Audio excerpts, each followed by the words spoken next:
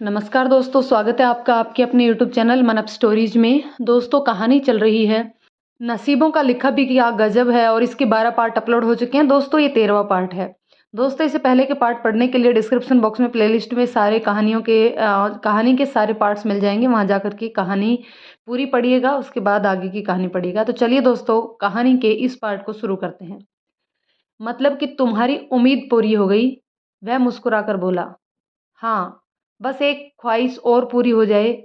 वैसे शुरुआत तो हो गई है, वो भी पूरी हो जाएगी। वह उम्मीद भरे स्वर में बोली। कौन सी? जीवन ने उसे नासमझी से उसे देखा। वही जो आप चाहते हो। मैं चाहता हूँ? मैं क्या चाहता हूँ? जीवन ने पूछा। अब दोनों एक हो गए हैं तो आगे एक पोता हो जाए। हम यही तो चाहते हैं। हाँ, सही कह रही हो तुम। तो मुझे एक बात कहनी थी। हाँ बोलो। मैंने कुलदेवी से मन्नत मांगी है कि वो दोनों जब एक हो जाएंगे तो मैं वहाँ जाऊंगी। हाँ, तो इसमें क्या परेशानी है? हम दोनों को साथ लेकर जाएंगे। फिर वह चला जाएगा। उसके आने से पहले मंदिर हो आए तो वह उनकी ओर देखते हुए बोली। ठीक है, मैं गाड़ी करता हूँ और तुम अपने बेटे को बता दो। कहकर वह बाहर निकल गए। संदीप को बताने उसके कमरे में आ गई। 10 बजते बजते सीमा और संदीप तैयार हो गए। पर रागिनी तो मम्मी के यहाँ है। सीमा ने बिमला की तरफ देखा। कोई बात नहीं, वह दिन में वहीं रह लेगी। लौटते हुए हम लेते आएंगे, बिमला ने उसे समझाया। सीमा रागिनी को छोड़कर जाना तो नहीं चाहती थी, परंतु उसकी बात सुनकर वो चुप रह गई। बहुओं को ससुराल में समझौता तो करना ही पड़ता है। विमला और जीवन उन्हें लेकर कुलदेवी के मंदिर चल दिए, जबकि रागिनी नानी के यहाँ ही रह गई। मंदिर पहुंचकर विमला ने आनंदित होते हुए देवी को धन्यवाद अर्पित किया और छत्र चढ़ाकर हलवे का भोग लगाया। आंखें बंद कर देवी से प्रार्थना की कि उसके बेटे और बहू पर उनकी कृपा दृष्टि बनी रहे और उनके परिवार में सुख शांति रहे, इसकी कामना की। वो भगवान का आभार व्यक्त करती है कि उन्होंने उनकी मन्नत पूरी की, उन्हें खुशियों से भर दिया और फिर मन ही मन एक और मन्नत मांगकर देवी के आगे सिर झुकाया। दोपहर बाद जब सब लोग घर लौटे तो रेखा रागिनी को लेकर आई हुई थी, क्योंकि वह अपने मम्मी पापा के पास आने की जिद कर रही थी। रागिनी सीमा की गोद में चढ़ गई और रोने लगी कि वो उसे नानी के यहाँ छोड़कर क्यों आ गई थी। सीमा ने उसे प्यार किया तो वह शिकायत करने लगी। तभी संदीप आ गया और उसे अपनी गोदी में ले लिया तो वह खुश होकर उसके पास चली गई और फिर अपनी नाराजगी भूल गई। सीमा का चेहरा देख रेखा भी समझ गई कि सीमा अब अपने पत्नी धर्म को निभाकर अपने गृहस्थ जीवन में आगे बढ़ चुकी है। तो वह मन ही मन बहुत संतुष्ट हुई। और जब विमला से मन्नत वाली बात पता लगी तो उस बात से भी उसे बहुत खुशी हुई कि विमला उनकी ननद को समझती भी है। अब की बार संदीप गांव में 3 दिन रहकर गया और ये दिन उन दोनों के जीवन में नई बहार लेकर आए थे। इन 3 दिनों में ही दोनों इस तरह आपस में रच बस गए कि ये लगा ही नहीं कि अभी 3 महीने पहले ही शादी हुई है। 3 महीने की दूरी को दोनों ने 3 दिन में भरपाई कर ली। दोनों ने एक दूसरे की आत्मा को छू लिया था। तन तो बस एक माध्यम भर था। संदीप के जाने का समय आया तो सीमा थोड़ा उदास हो गई। फिर मन को समझाया अभी तो उसे यही रहना है। संदीप ने उसे बाहों में लेकर प्यार किया और जल्दी ही आने का वादा भी। सुनकर सीमा की आंखों में आंसू छलक आए और ये देखकर संदीप ने उसकी आंसुओं भरी आंखों को आहिस्ता से चूम लिया। अपने लिए सीमा के प्यार को देखकर संदीप बेहद प्रसन्न था कि उसके जाने से वह सच में दुख का अनुभव कर रही है, यानी कि उसने उसे संपूर्णता से अपना लिया है। उसके जाते ही वह बिमला से अनुमति लेकर पुनः अपने मायके चली गई और सभी के बीच संदीप को भुलाने की कोशिश करने लगी। एक और जहां पति मिलन का नूर उसके चेहरे पर था, वहीं ये भी सच था कि वह संदीप के बिना कुछ अधूरा अधूरा सा महसूस कर रही थी। सीमा के मुख पर आए नूर को देख और साथ ही कुछ उदास देख माँ कांता भी समझ गई कि उसने संदीप को पूरी तरह से अपना लिया और उसकी कमी महसूस कर रही है। वह मन ही मन संतुष्ट हुई कि अब सीमा का जीवन पुनः खुशियों से भर जाएगा। जब रेखा से कांता को पता लगा कि बिमला ने उन दोनों को एक होने की मन्नत मांगी थी और उसी के लिए वह कुलदेवी भी गई थी, तो उसने ईश्वर का शुक्रिया किया कि सीमा की सास भी अपने बहू बेटे का ध्यान रखती है और उनकी खुशी चाहती है। सच पूछा जाए तो हर माँ अपने बच्चों की खुशी चाहती है और इसी खुशी में कांता ने भी संदीप के आने पर सत्यनारायण की कथा बोल दी। वैसे भी शादी के बाद कोई शुभ काम हुआ नहीं था। राखी पर रीमा और देवेश भी आए। सीमा का रूप देख रीमा और देवेश समझ गए कि सीमा का जीवन पटरी पर आ चुका है। रागिनी अपने चाचा को देखा तो बहुत खुश हुई और उसकी गोद में चढ़ गई और अपनी बहुत सारी बातें रीमा और देवेश को सुनाने लगी। माँ कांता ने सत्यनारायण की पूजा रखी, राखी वाले दिन ही रखी क्योंकि उस दिन पूर्णमासी थी। संदीप के घर से उसके मम्मी पापा बिमला और जीवन जी भी आए। सीमा और रागिनी पूजा में बैठी। पंडित जी ने विधि विधान से पूजा की और आरती के बाद उन्होंने सभी का आशीर्वाद लिया। खाना खाकर बिमला और जीवन चले गए। घर में चहल पहल और सभी के हंसते मुस्कुराते देख कांता और कमल ने ईश्वर को मन ही मन धन्यवाद दिया। राखी का त्योहार हंसी खुशी मनाकर सीमा वापस संदीप के यहाँ आ गई और बेसब्री से शनिवार आने का इंतजार करने लगी। अब की बार संदीप आया तो कुछ गंभीर था, मानो उसके मन मस्तिष्क में कुछ विचार चल रहा हो। बिमला को वह बुझा बुझा सा लगा तो उसे लगा सीमा के बिना उसका जी नहीं लग रहा शायद। और फिर रात ही उसने माँ को सीमा को साथ ले जाने की आज्ञा मांगी। बिमला ने उसकी खुशी को देखते हुए सीमा को उसके साथ भेजने के लिए हाँ कर दी। उसके बेटे के जीवन में खुशियाँ आए और वह खुश रहे। इससे ज़्यादा एक माँ को और क्या चाहिए। उसके आंगन में भी बच्चे की किलकारी गूंजे। हर माँ की यही इच्छा होती है। सब कुछ ठीक चल रहा था और इसीलिए मुखिया जी ने भी इस बात पर कोई ऐतराज नहीं किया। रविवार की दोपहर सीमा और संदीप दोनों घर वालों से विदा लेकर अपने नए सफर की ओर चल पड़े। सीमा जब शहर वापस संदीप के साथ घर पहुंची, उसने देखा जैसा घर वह छोड़कर गई थी 15 दिनों से वैसा का वैसा ही पड़ा है। संदीप ने एक भी चीज इधर से उधर नहीं की थी। संदीप चाहता था कि वह कुछ समय उसके साथ बैठे, लेकिन सीमा चाहती थी कि पहले वह घर को संभाल ले। सीमा साफ सफाई में लग गई और संदीप रागिनी को लेकर लेटा तो सो गया। 2-3 घंटे बाद सीमा ने फुर्सत पाई। संदीप तब तक एक नींद लेकर उठ चुका था। सीमा ने उसे उठे देखा तो चाय लेकर आ गई और दोनों कुर्सी पर बैठकर चाय पीने लगे। सीमा, मुझे तुझसे कुछ ज़रूरी बात करनी है, संदीप ने चाय समाप्त करते हुए कहा। हाँ, तो बोलो, इसमें इतना सोचने की क्या बात है? सीमा ने उसे सोचते देखा तो सहजता से कहा, देखो, मैंने तुम्हारे और रागिनी के भविष्य को लेकर कुछ फैसले लिए हैं और तुम्हारी राय जानना चाहता हूँ। संदीप ने सीमा का हाथ अपने हाथों में लेते हुए कहा, तुमने जो भी फैसला लिया होगा वो सही ही होगा, हमारी भलाई के लिए होगा, ये मुझे यकीन है। सीमा ने उसकी आंखों में झांकते हुए कहा, देखो, हमारी रागनी बड़ी हो रही है, 5 साल की होने वाली है तो उसका एडमिशन कराना है स्कूल में। लेकिन हम यहाँ कोई हमेशा के लिए रहने तो नहीं आए हैं, हमें तो गांव वापस जाना है। स्कूल तो गांव में भी है। घर में सब क्या कहेंगे? सीमा ने उसे वास्तविकता से अवगत कराते हुए धीरे से कहा, कहाँ रहना है वो तुम मेरे ऊपर छोड़ो। अब हमारे लिए रागिनी की पढ़ाई सबसे ज़्यादा ज़रूरी है। लेकिन मैं यहाँ अकेले सारा दिन क्या करूँगी? रागिनी पढ़ने चली जाएगी, तुम हॉस्पिटल चले जाओगे। सीमा ने अपने मन की बात कही। मेरा इंतजार। और वह मुस्कुराया तो वह भी शर्मा गई। फिर वह गंभीर स्वर में बोला, देखो, तुम चाहो तो तुम भी अपने आगे की पढ़ाई जारी रख सकती हो। कहो तो तुम्हारा भी मैं 12th में प्राइवेट फॉर्म भर दूँ या किसी स्कूल में दाखिला करवा दूँ। तुम भी अपना स्कूल जाना, पढ़ाई करना। संदीप ने उसका समाधान दिया। नहीं नहीं, इस उम्र में अब थोड़े ही स्कूल जाऊंगी। स्कूल छोड़े हुए भी कितने साल हो गए और अब तो मैं सब भूल भाल गई, उसने संकुचाते हुए कहा। तुम सोच कर बताओ, मैं चाहता हूँ तुम भी जिंदगी में आगे बढ़ो, समर्थ बनो। इसके लिए पढ़ाई बहुत ज़रूरी है। आगे बेटी की पढ़ाई में भी तुम्हें मदद कर ही सकती हो। और जैसा मेरा काम है, तुम्हें पता ही है, कई बार मरी जाते हैं तो रात में भी देखना होता है। अब रागिनी का भविष्य भी तुम्हारे हाथों में है और मेरी ज़िंदगी को संभालने की जिम्मेदारी भी तुम्हारी। उसके लिए तुम्हें पहले खुद सबल होना पड़ेगा, संदीप ने गंभीरता से कहा। सीमा आज संदीप का एक दूसरा ही रूप देख रही थी, एक समझदार और सुलझा हुआ व्यक्तित्व। जैसा तुम ठीक समझो। अब इस बारे में मैं क्या ही कहूँ। मैंने तो कभी इस तरफ सोचा ही नहीं। छोटी सी उम्र में शादी, बहू, पत्नी और माँ, सब यहीं तक मेरी दुनिया सीमित थी।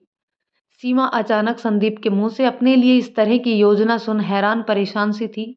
उसने तो ये सब सपने में भी नहीं सोचा था। संदीप कितनी गहराई से उन बात दोनों के बारे में सोच रहा था। तभी उसे याद आया कि करण की मृत्यु के बाद जब एक बार संदीप मिलने आया था, तब यही बात उसने उसको भावुकता में बताई थी और शायद कहीं उसके दिमाग में बैठी हुई हो सकती है। हो सकता है यही कारण हो। जो भी हो, संदीप उसके भविष्य के बारे में सोच रहा है तो उसे भी कदम आगे बढ़ाने ही चाहिए। क्या सोच रही हो? संदीप ने पूछा। सीमा वर्तमान में आई। तुम जो कुछ भी कह रहे हो मेरी भलाई की सोच कर ही कह रहे हो। मैं तुम्हारी इस बात से सहमत हूँ। वैसे भी एक डॉक्टर की पत्नी पढ़ी लिखी होनी चाहिए, गांव की गंवार नहीं। कहकर सीमा ने अपनी सहमति संदीप को दे दी।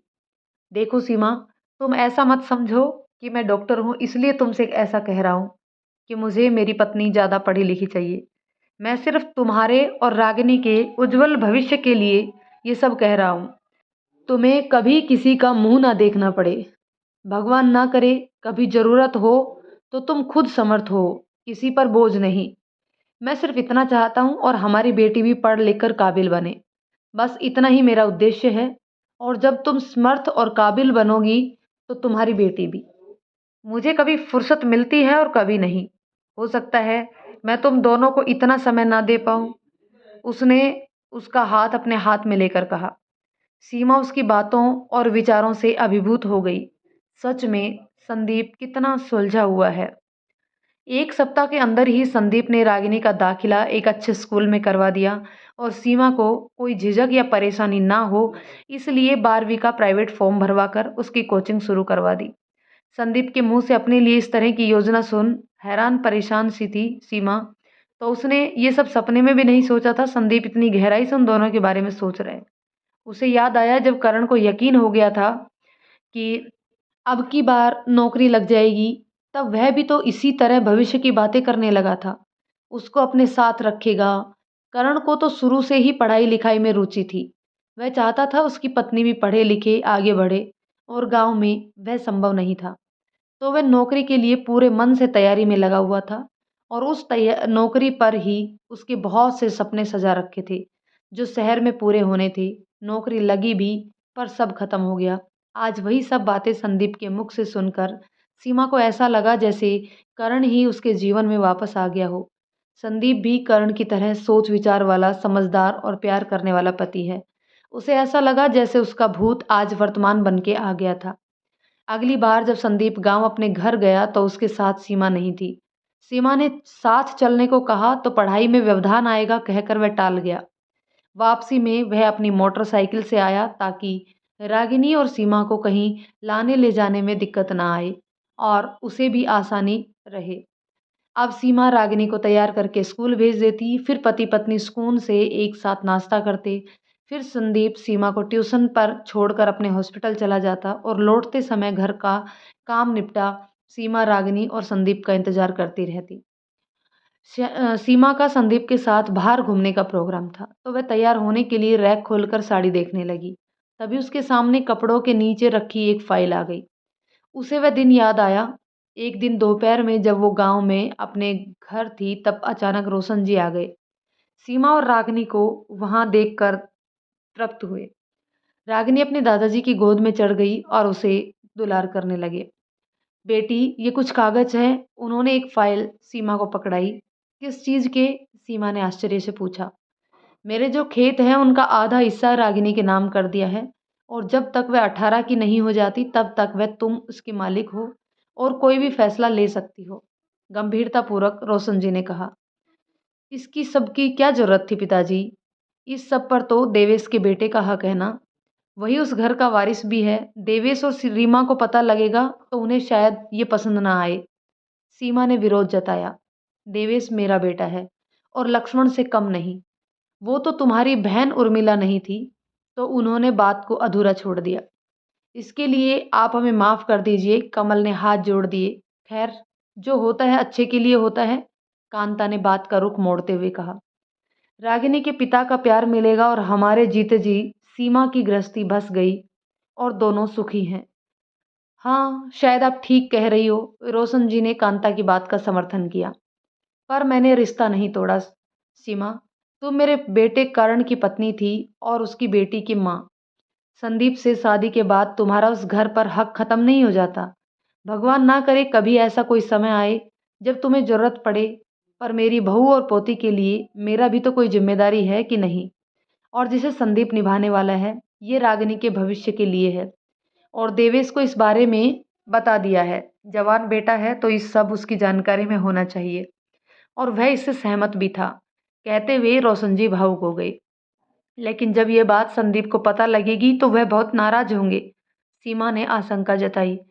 तुम्हें बताने की आवश्यकता नहीं है, ये सब तुम्हारे और रागिनी के भविष्य के लिए है। एक पिता की तरफ से भेंट। ये हम दो परिवारों के बीच की बात है और जब तक जरूरत ना हो बताने की आवश्यकता नहीं है। जब लगेगा आवश्यकता है तब हम खुद उससे बात कर लेंगे। रोशन जी ने उसकी समस्या का समाधान किया। कमल को तो रोशन जी पहले से ही चर्चा कर चुके थे, लेकिन बाकी सबको इस फैसले के बारे में पता लगा तो सभी रोशन जी की दरियादली और दूर की सोच पर उनके प्रति और आदर सम्मान की भावना से भर गए। कुछ समय रुककर रोशन जी तो चले गए और सीमा ने वह फाइल कमल को पकड़ा दी। और सीमा जब शहर आई तो वो फाइल कमल जी ने सीमा को दे दी कि बेटा, ये तुम्हारी रागिनी की अमानत है, इसे अपने पास रख। 15 दिन बाद संदीप 3 दिन की छुट्टी लेकर गांव चला। साथ में सीमा भी थी। वो पहले करण के साथ रोशन जी के पास पहुंचे। सीमा और रागिनी को सुखी देख रोशन जी बहुत खुश थे। सीमा, रीमा और देवेश ने भी उनका खूब सत्कार किया। सीमा रीमा के बेटे आंसू को गोद में लेकर प्यार करने लगी। बिल्कुल देवेश पर गया है ना ये रीमा, उसने रीमा को कहा। नाक तो एकदम वैसी और आंखें भी। माँ को दूसरे बच्चे की गोद में लिए देख रागिनी ठनकने लगी। ये मेरी गोदी है, मम्मा मुझे गोदी लो। सब उसकी नादानी देखकर हंसने लगे। तुम पापा की गोदी में आओ, पापा की गोद सबसे ज्यादा बड़ी है। कहते हुए संदीप ने उसे अपनी गोद में ले लिया। ये तुम्हारा छोटा भाई है रागिनी, मैं इसकी बड़ी मौसी हूँ, तो ये इसकी भी गोद है। सीमा ने रागिनी को समझाते हुए कहा। लगता है मौसी की परछाई पड़ गई है इस पर, देवेश बोल पड़ा। देवेश की बात पर सब हंस पड़े, पर रीमा कुछ बुझ सी गई। चलो जीजी, अंदर कमरे में चलते हैं, रीमा ने कहा। सीमा रीमा के साथ अंदर चली गई। सीमा ने सभी के लिए कपड़े खरीदे थे, वो बैग में से निकाल कर रीमा को दिए। ये तुम्हारे लिए, देखो कैसे हैं। देखकर रीमा अति प्रसन्न हुई। ये साड़ी मेरे लिए, वह बच्चों से चहकी। मेरी पसंद का रंग है ये। खुश होती हुई वो बोली। हाँ तभी तो लाई हूँ, सीमा ने कहा। सुनकर रीमा कुछ चुप सी हो गई। जीजी अभी भी उसे कितना प्यार करती है और उसकी पसंद नहीं भूली, लेकिन उसने उनके साथ कितना बुरा किया सोचकर वो मन ही मन शर्मिंदा थी। जीजी मुझे माफ कर दो। अचानक उसने सीमा के आगे हाथ जोड़ दिए। किस बात के लिए, क्या हुआ? सीमा ने हैरानी से पूछा। आपका दिल बहुत बड़ा है जीजी, जो पूछ रही हो, और जितना आपका दिल बड़ा है उतना ही मेरा छोटा। मैंने आपके साथ बहुत दुर्व्यवहार किया, जबकि आपको उस समय मेरे साथ और सहारे की बहुत ज़्यादा आवश्यकता थी। मैंने हमेशा आपकी अच्छाई का फ़ायदा उठाया। आपने मेरे ऊपर फिर भी कभी गुस्सा नहीं किया और ना ही किसी से शिकायत की। वह पश्चाताप भरे स्वर में बोली। जो हुआ सब भूल जा, तेरी नादानी थी। छोटी उम्र में जिम्मेदारी आते ही बौखला गई और संभाल नहीं पाई बस, सीमा ने बड़प्पन दिखाते हुए कहा। मैं जानती हूँ कि आप इसे मेरी नादानी कह रही हैं। वो नादानी नहीं, दुष्टता थी, कटुता थी और ईर्ष्या द्वेष जो उस समय मेरे हृदय में पैदा हो गया था आपके लिए। आपके प्रति सबके मन में प्यार था और मेरे मन में दुर्भावना से भर गई थी। बजाय अच्छा बनने के बुरी बनती गई और सबकी नज़रों से उतर गई। मैं ये भूल गई थी कि वो आपने अपने अच्छे आचरण और परिवार की जिम्मेदारी को निभाकर ही अपनी जगह बनाई थी और प्यार कमाया था, और आपको सभी की सहानुभूति और सहृदयता की आवश्यकता थी। कहते कहते रीमा की आंखें छलछलाई। वास्तव में उसको अपनी बहन के साथ किए दुर्व्यवहार पर पछतावा था, जिसे आज मौका मिलते ही वह कबूल कर रही थी। पिछले 5-6 महीने अकेले गृहस्थी संभालते हुए उसे एहसास हो गया था कि ये आसान काम नहीं है और जो कुछ उसने किया वह बहुत गलत था, और इस बात के लिए देवेश अभी तक उसे दिल से माफ़ नहीं कर पाया था। बेशक उसने उसे जुबान से कुछ नहीं कहा, ये उसकी अच्छाई थी, लेकिन उसके व्यवहार में पहले जैसा प्यार और सहजता नहीं रही थी, जो शादी के समय थी। और रीमा ने सीमा के जाने के बाद ये बात महसूस कर ली थी। पर देवेश से कैसे माफ़ी माँगे? क्या कहे उसे? समझ नहीं आता। रोशन जी भी पोते के साथ ज़रूर खेलते थे, पर रीमा को सीधा कुछ नहीं कहते। उसने उनका दिल भी दुखाया था और सीमा के ऊपर बच्चे और घर का काम छोड़कर नन्ही रागिनी को भी माँ के लाड प्यार से वंचित किया था। यही सब अब उसके दिमाग में चलता रहता। बस अब तुझे अपने किए का पछतावा है ना? तो सब इन आंसू में धुल गया। सीमा ने उसके आंसू पोंछते हुए कहा, और दोनों बहनें भावेश में गले लग गई।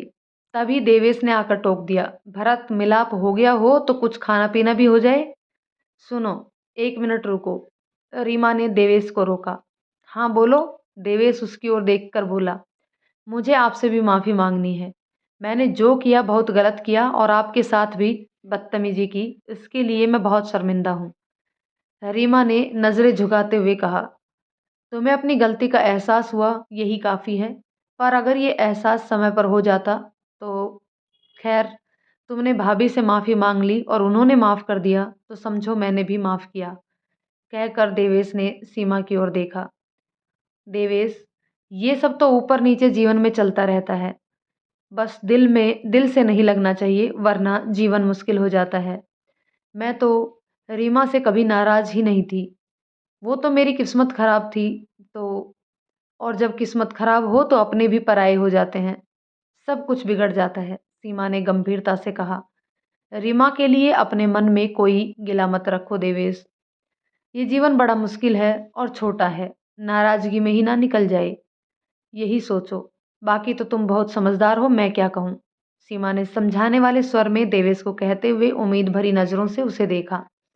आखिर रीमा उसकी छोटी बहन थी और वह अपनी गृहस्थी में सुख ना पाए, ये कैसा हो सकता था? ये उसे कैसे गवारा करती? ठीक है भाभी, आप जैसा कहें, कहकर उसने एक निगाह रीमा पर मारी और उसकी आंखों में पश्चाताप के आंसू देख उसका दिल पिघल गया और उसका कंधा थपथपाकर देवेश बाहर चला गया। अब ये बातें छोड़ो, किचन में चलते हैं। अपने जीजा को कुछ खिलाएगी भी या भूखा रख के देवेश की नाक कटवाएगी? कहकर सीमा हंसी और फिर दोनों बहनें किचन में चली गई। तभी रीमा बोल पड़ी, जीजी तुम्हें पता है, हम कुछ दिन पहले तुम्हारी ही बात कर रहे थे। क्या बात थी? सीमा ने पूछा।